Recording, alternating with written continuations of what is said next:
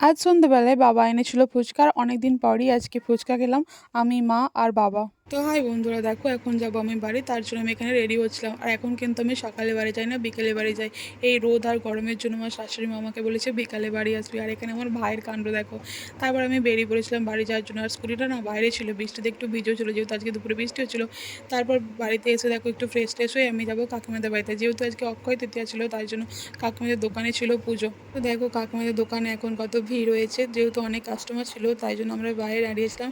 আর আমি আসাতে দেখেছো কেমন সবাই হাসছে, যেহেতু আমি কাকিমার দোকানে কেনাকাটা করি, তাই জন্য কাকিমা আমাকে আলাদা করে কার্ড দিয়ে নিমন্ত্রণ করেছে।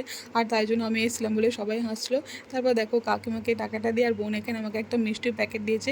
আর আমাকে একটা মিষ্টির প্যাকেট দিয়েছে বলে আমি খুব হাসছিলাম। আর আমি ভিডিও করছিলাম বলে আরও সবাই হাসছিলো। এখানে কাকিমা ছিল, আরেকটা কাকিমা ছিল, আর মা ছিল। আর আমাকে একটা মিষ্টি প্যাকেট দিয়েছে, এটাকে ঠিক বলো, আমাকে একটা মিষ্টি প্যাকেট দিয়েছে। তবে বাড়ি এসে দেখি বাবা ফুচকা এনেছে। আর আমাকে না ভিডিওটা লুকিয়ে লুকিয়েই করতে হয়, কারণ আমার শ্বশুরবাড়ির লোকেরা কেউ পছন্দ করে না। আশা করছি তোমাদের ভালোবাসা একদিন একদিন ঠিকই মেনে নেবে। তাই আমাকে অনেক অনেক অনেক ভালোবাসা দিও। আর কে কে এরকম লুকিয়ে লুকিয়ে ভিডিও করো আমাকে জানিও।